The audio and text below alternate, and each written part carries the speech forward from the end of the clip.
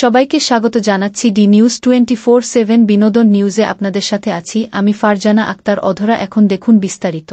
বুবলিস চলের সিনেমা ক্ষুব্ধ হয়ে শুটিং বন্ধের আহ্বান জয়ার। চিত্রনায়িকা শবনম বুবলি ও অভিনেতা আব্দুন নূর সজল নতুন সিনেমায় জুটি বেঁধেছেন।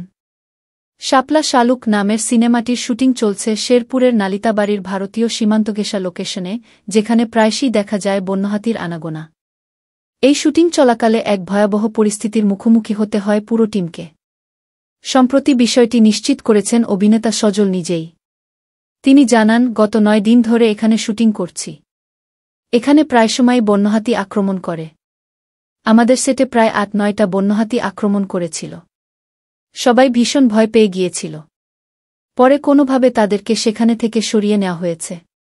সেভাবে এদিকে বনের ভেতরে এই শুটিং মোটেও ভালোভাবে নিচ্ছেন না দুই বাংলার জনপ্রিয় অভিনেত্রী জয়া আহসান। তিনি মনে করছেন এই শুটিংয়ের ফলে বনের পরিবেশ নষ্ট হচ্ছে। ফলে সজল বুবলির এই সিনেমার শুটিং বন্ধে বন বিভাগের প্রতি আহ্বান জানিয়েছেন তিনি। এ বিষয়ে বৃহস্পতিবার 2 মে সকালে একটি সংবাদের ফটোকার্ড শেয়ার করে জয়া লিখেছেন, এই আরেক উপদ্রব বনের ভিতর। বন বিভাগের দৃষ্টি আকর্ষণ করছি। মন চাইলেই লাইট ক্যামেরা অ্যাকশন শুরু করা যায়। ক্ষুব্ধ জয়া প্রশ্ন তুলে আরও লেখেন, মাইকের শব্দ, শুটিং টিমের বর্জ্য, গানবাজনা এগুলো কি এলাও করা ঠিক হবে এরকম একটা সেন্সিটিভ জায়গায়? জয়ার এই প্রশ্নের সঙ্গে অনেকেই একমত পোষণ করেছেন। তারা বলছেন,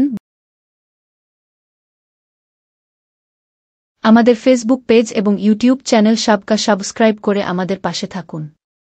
আমাদের নিউজ দেখার জন্য ধন্যবাদ। এতক্ষণ আপনাদের সাথে ছিলাম আমি ফারজানা আক্তার অধরা।